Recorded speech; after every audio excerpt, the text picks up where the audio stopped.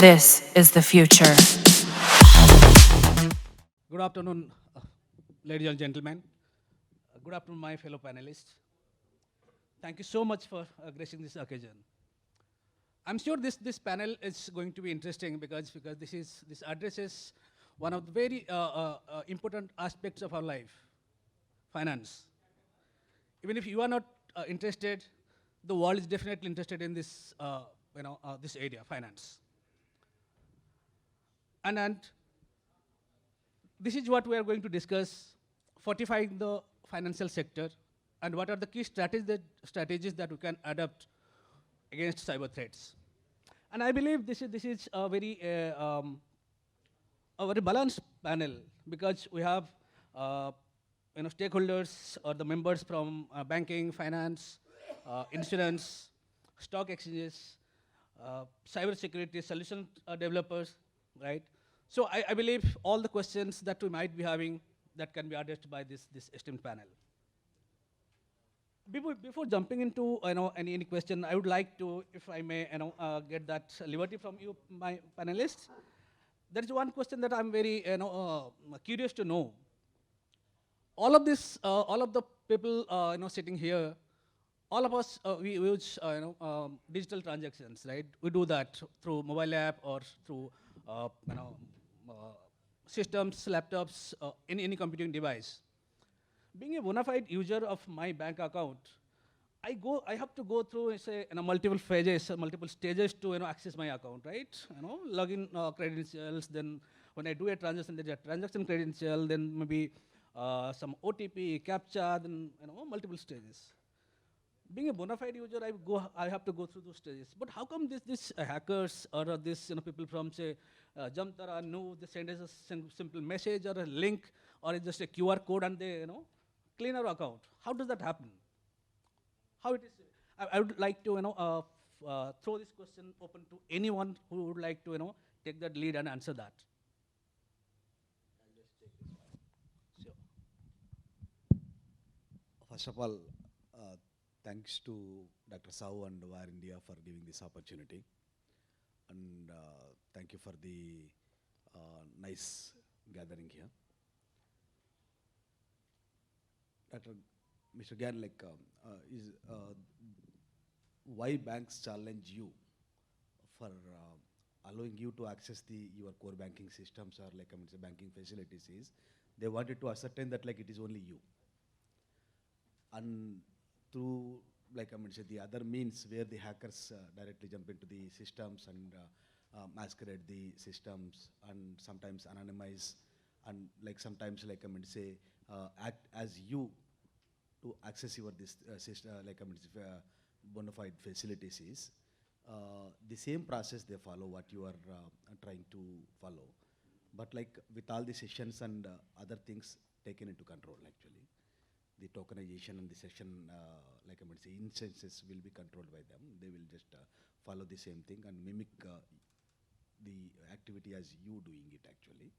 So here it is not the challenge or the prove and unprove kind of a thing, but it is system doesn't know it is Mr. Gyana or Mr. ABC. Is only it required a authentication. So either you give or the system give or somebody else give or it coming from Orissa or Delhi or Jamtara, it is same for the system actually. So that's why we need to protect our credentials and not allow somebody to have our credentials as theirs. Means the prove and prove concept. That is where the multi-factor authentications works actually. You prove that it is you.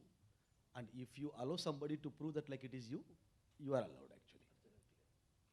That's a simple game actually.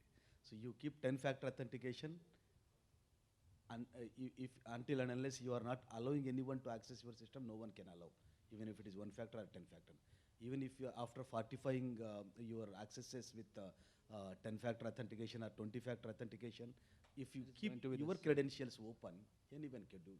If I keep my access card on the gate, anyone can use it and come in. Right. So system knows only the access, not person actually. So that's how it belongs. Absolutely. Sure. Good evening, everyone. So, uh, and you asked about how hackers know about our data, right? So, see, typically what happens is, right now, GDPR or Data Protection Act is not yet in place. If you happen to have shared your PAN card and Aadhaar card or any PSI data to unauthorized partners without keeping a validity or making a document explicit. For example, while I take a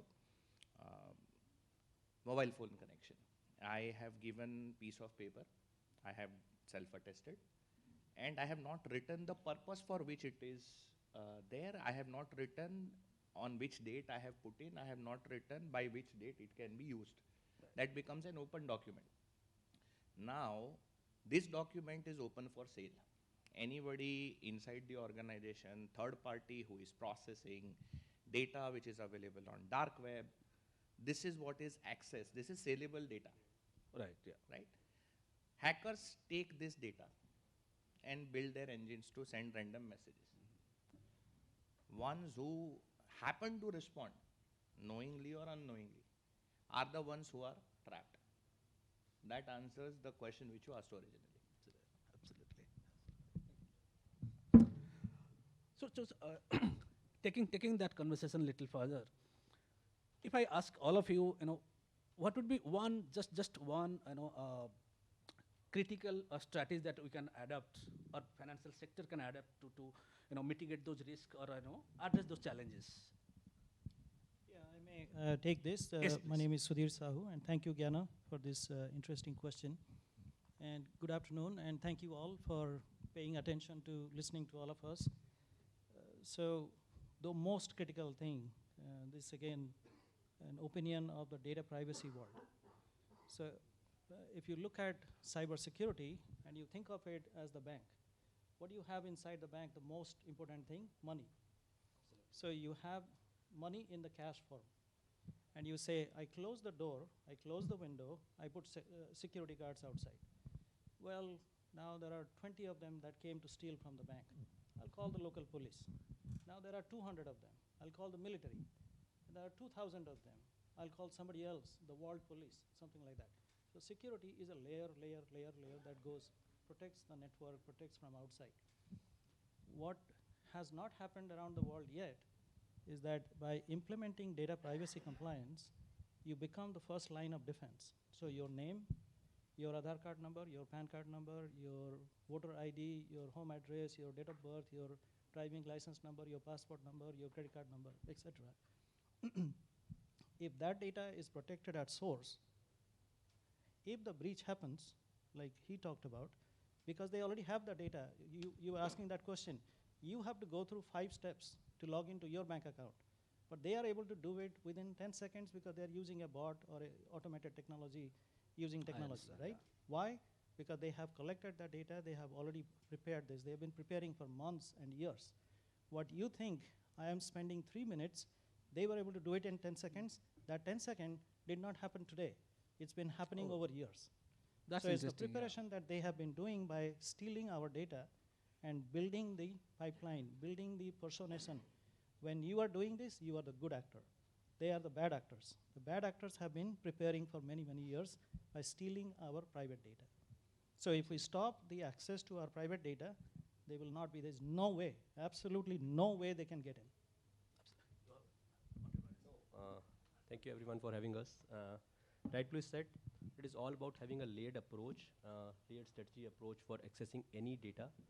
So first, if you're saying that you're critically, encrypting the personal data or the PI data or the SPI data on which you can build something, as the other team members have been talking about. So if you stop it at the first layer itself, then you're stopping a multiple portfolio of attacks to happen in. And then if you say that if still that is coming out, then comes your layered approach of technologies of having a MFA or having a Face ID or having a MPIN and all. So you have measures and everything in place, but still if somebody is doing it where you are sending an attacks and everything, lately it happened with MGM. Somebody was sending the OTP to the person in charge and he just clicked on it and then you're done. So all in all you can say is that you can build the processes, the layered approach and everything and minimize the kind of impact to a larger set. But at the end of the day, it is awareness, which is very much predominantly required, because in any case, first level of defense is the end users and the people. If they understand the criticality of these layers, as you mentioned, that, people keep saying that, कि आपने ये लगा दिया, ये लगा दिया, ये लगा दिया. But that is required to safeguard your data. If you do not want to have it, then you are ensuring that your data is available, and it is one, rainy day that can be breached. So all in all, it is a mix of awareness, building layered approach, and trying to minimize the data impact from the very first start only.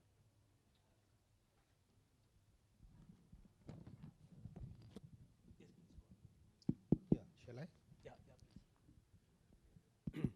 Yeah. So, good evening, everyone. So, my perspective is a little different, because you asked this question that what would be the strategy related to resilience, cyber resilience. Now, when we talk about strategy, it is more specific to either industry or an organization.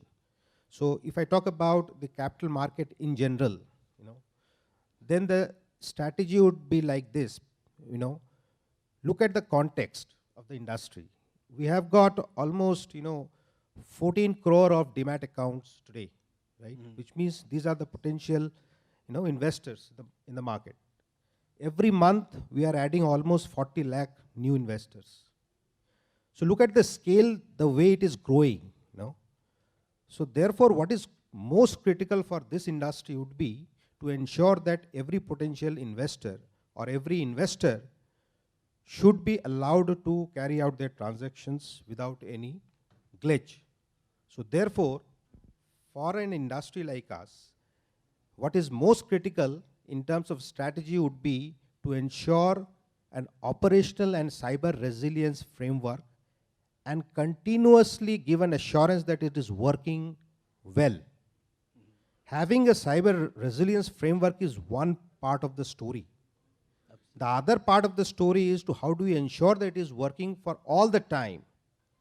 And when we talk about cyber resiliency, among all the 4 phases, what we call identify, detect, and defend, detect, and then recover.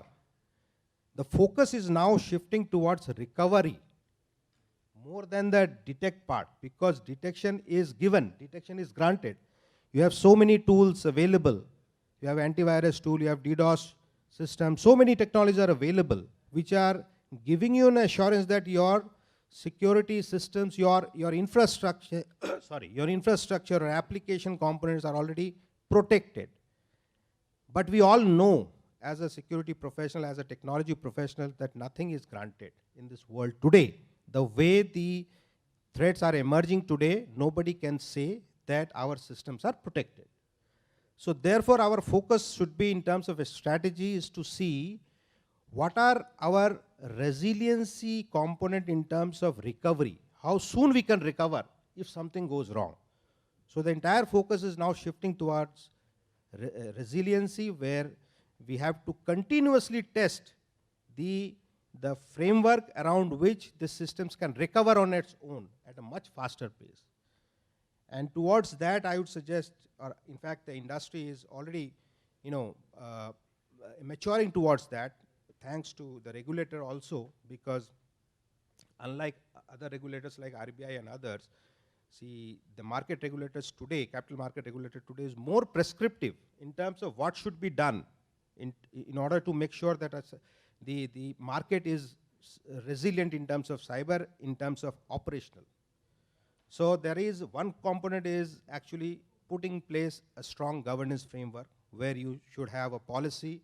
Policy should cover all the aspects of cyber resiliency, including the cyber crisis management plan, where all the scenarios have to be documented. And then once you document the scenario, then are you able to test it on a periodic basis to make sure that your security tools are effective enough? The efficacy of the tools are proven at every point in time. And that has to be ratified by an independent person. So if I have my tool and I know it is secured and I am certifying that, that is not sufficient, right? So governance framework demands. If may I interrupt there, so how do you ensure that the security and integrity of this platform work? Yeah, so security and integrity is something to be tested on a continuous basis. So one aspect of security and integrity is to see that who all are accessing the system. So that's where I think we just spoke about the zero trust, right? So we should have a clear demarcation between trusted network and an untrusted network. And we need to see the controls which are there between the trusted and untrusted network. Those controls are effective enough. For example, you know, in many of the capital market scenarios, we have, you know, a segment of brokers who are co-hosted. Now, this is something which is untrusted because you don't know which systems are there, right? So what kind of controls that we put in place so that you know that even it is an untrusted system, but my core system, my protected systems are not affected because of anything going wrong there. So tools like DDoS, okay, tools like zero trust systems which are there, that will ensure at least, you know, our core systems are protected even though they are co-hosted with untrusted, you know, systems. The second component would be you need to make sure that whatever you are doing, that is comprehensive in nature. So when we talk about cyber resilience, the first component is the assets, right? It is very easy to say that, you know, we do a V.A.P.T. But can somebody say with confidence that yes, 100% of my assets are covered under V.A.P.T.? Difficult to say because it is the maker who himself is certifying, yes, all my systems are covered, right? So at industrial level, the framework is so robust that it requires a third party. And in fact, in our industry, it is the board who has to certify that all my assets, critical assets, are covered in the risk assessment. So that is, I would say, a kind of a paradigm shift, which gives an assurance. And somebody talked about trust, because banking is about trust, capital market is about trust. So you develop trust. Insurance industry as well as. Correct. So insurance is also about trust. And the trust comes when you get a certificate by a third party. Correct. So therefore, it is very essential that apart from tools, technology, processes, governance is the key in order to ensure that we are cyber resilient. Saurabh, I would like to ask you one question. I know, Mr. Dutta mentioned trust is very important, right? And then you might be using lots of new technologies, including AI, to do those assessments, user assessment, risk assessment, right? How do you ensure that security and privacy of customers' data is maintained? And also, I would encourage if you could, share some instances, some examples. So, we are using risk-based AI technologies for sure, but we always ensure that, the security and privacy of the customer data is on the topmost priority. So we have standard frameworks which we follow, and most of the things that we talked by the esteemed panel. First and foremost is a robust data encryption. So, we always ensure that the data is encrypted at the rest as well as in the motion, so that, as somebody was talking in the initial discussion and panel, that in EU GDPR, if the data is breached, but if you prove it is encrypted, still you have to report it, but still you don't have to reach out to every customer. So you're just mitigating the impact. Second, sir was saying that, having proper access controls with authentication mechanisms, you will ensure that only limited people, as Zero Trust was saying, limited people or the legit people have access to the critical data, thereby reducing the impact of larger subset of people having the access to the critical data, and thus reducing the effect of the data breaches. Third, I'll talk about is having a clear principles which we are following in the organization, which means that if no, I'm talking about the criticality in terms of you using the trusted data principle uses. So if we say that if you're keeping the data of the users or the end people, we always ensure that they are connected, that how the data is being consumed. And if we still are using that data for risk management as well, we take the consent management from them. So that is the kind of the trusted principle we have built with them. Other was talking about, having compliance with regulations. We are also regulated by the critical bodies of IRDI, ISOs, UID and all. So having that external validation also proves the fact that the data is safeguarded within us, and that also brings the assurance to the people.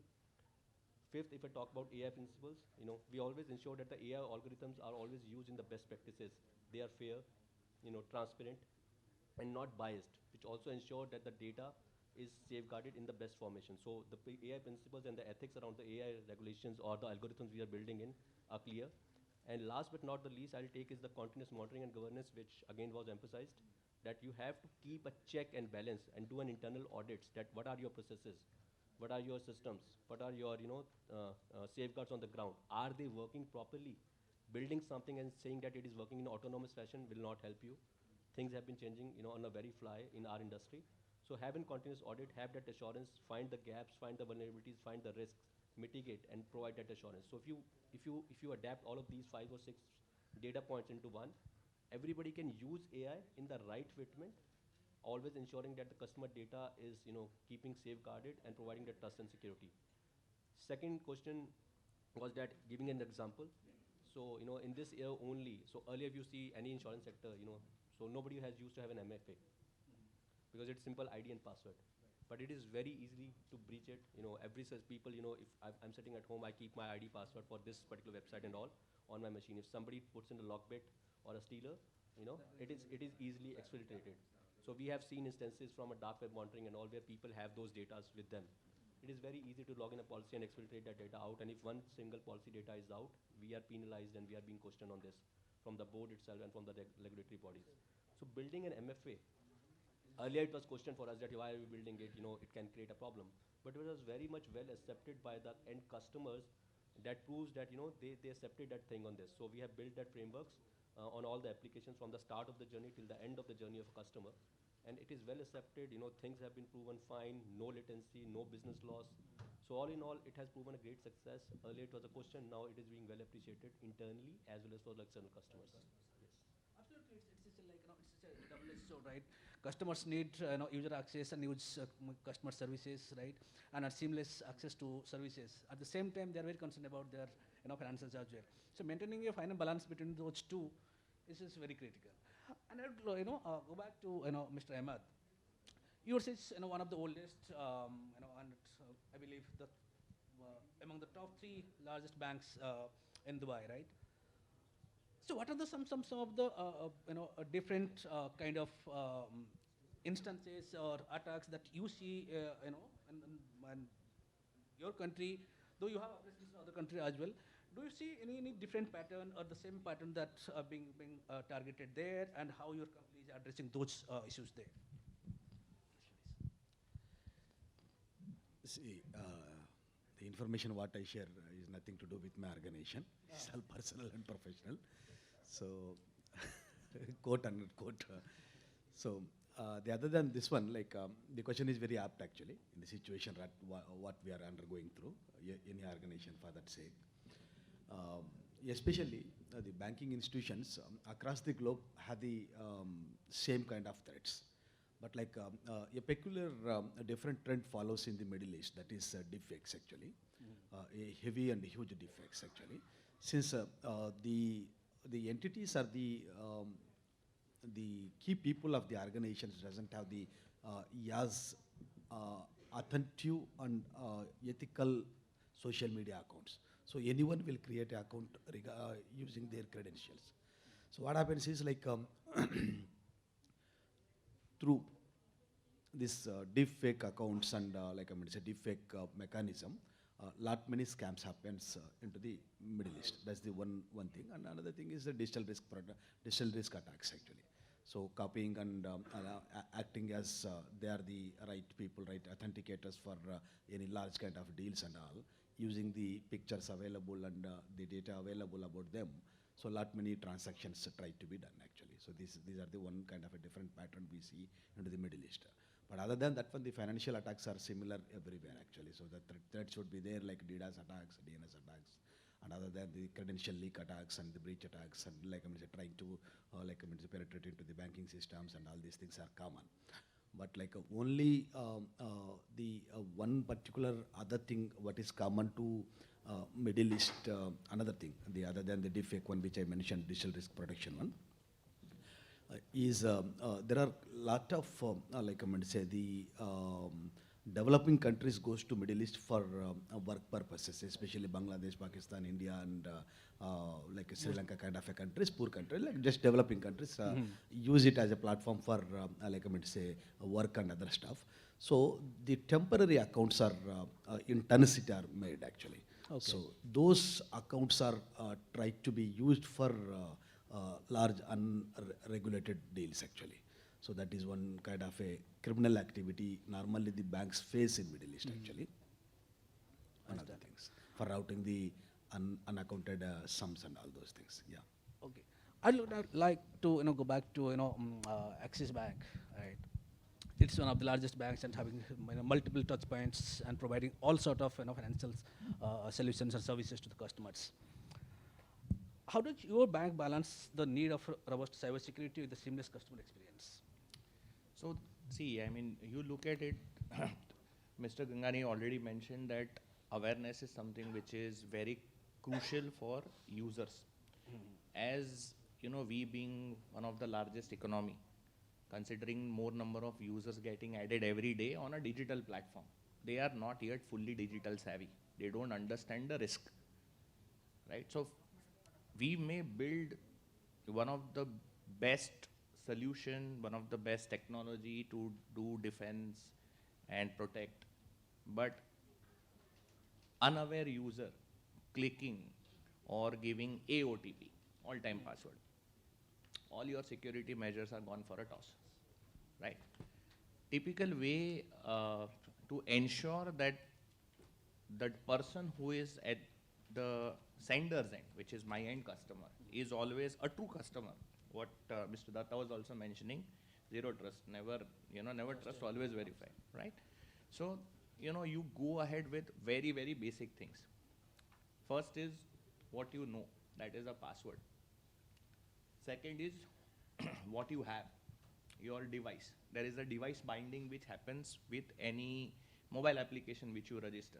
So till the time you are not accessing via that, it will not allow you, right? And third is who you are. So what you know, what you have, and what you are. Your biometric authentication.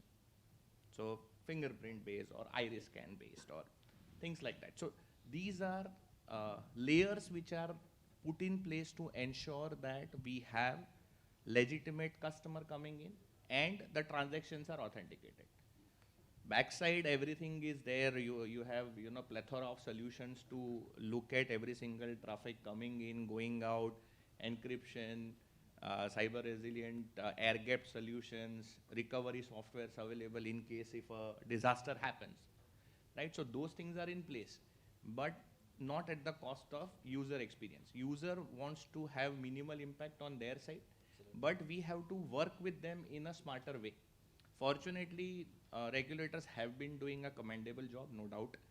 They have been educating customers using social media platforms. All banks have been sharing multiple awareness messages. Even user trainings and workshops are being conducted, employee trainings and workshops are being conducted to ensure that we have low latency, high performance transactions being delivered as unified service to all customers. Somebody coming from website, somebody coming from mobile, or somebody who is visiting the branch, the experience still remains the same. I believe in the morning session, someone is talking about there are more than 1,000 unique cybersecurity vendors around the globe, right? And on that backdrop, I think the recent RBI data shows, in the last 10 months period, there are more than 13 lakhs attacks under the financial sector, right? That means close to 4,500 attacks every single day, right? So, is it going to be, 1,000, and on one side, more than 1,000 vendors pushing their products, and every one product is unique in their own sense, and the cyber attacks are keep on going on. How do you see? Do you see the the attacks would go on like that, or the bad cops will be, the bad guys will always be, a step ahead than us? So the way I see is attacks are not going to reduce. Rather, I see that attacks are going to increase. Considering the fact that if we are going to be $1 trillion economy, there is always a piece of pie for somebody else to take, right? Absolutely. So attacks will definitely increase.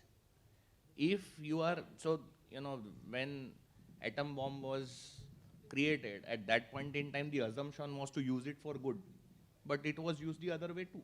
So we have AI solutions, we are using it for defense, same tools are being available to use for attack. So attack is going to increase, no doubt about it. As we ensure that our configurations remain good, we try and mitigate zero-day threats as and when possible. We have good cyber resiliency and recovery strategies, what Mr. Dutta was mentioning, and very nice training and awareness program, what Mr. Gugnani was mentioning. If we follow these, I think we should be in good hands.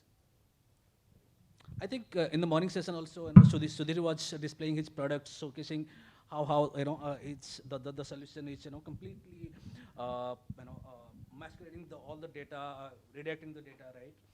Sudhir, I would like to know from you in the backdrop of India's DPDP Act 2024. How this is going to be, how do you see this whole regulatory aspects and the cybersecurity threats on the financial sector going forward? Yeah, great question. So cybersecurity has existed in India for a very long period of time. This is not new. Governance is there, process is there, resiliency is there. It can be improved. Over a period of time, more improvement will happen there. But it's not enough. And that is why DPDP Act has been put in place. So data privacy, if you combine data privacy and cybersecurity, data protection will be better. So financial institutions need to now start implementing data privacy compliance. What does that mean? Cybersecurity gives us layers of security through which a hacker may or may not be able to hack into.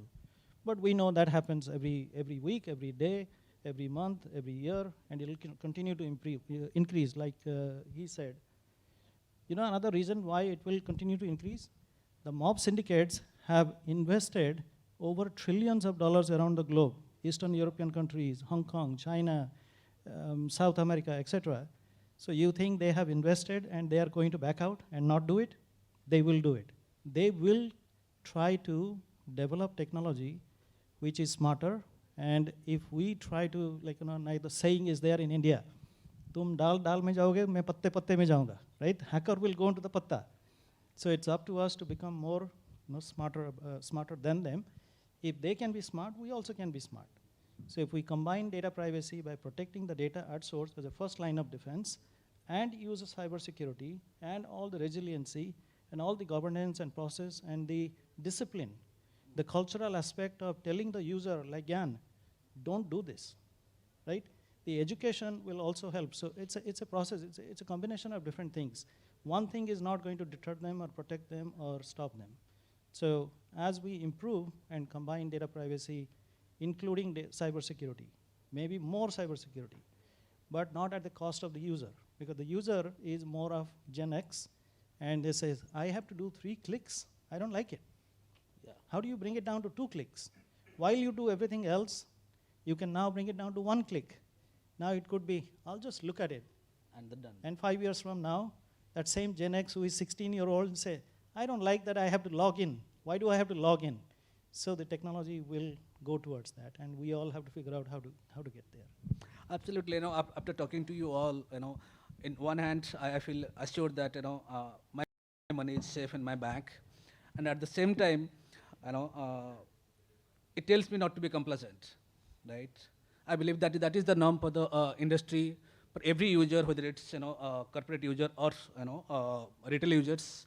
This is going to be the case, that be optimistic about your banks, your service providers, and the regulators, but at the same time, do not be complacent, because I believe the biggest threat for cybersecurity is the user. No other aspect of that.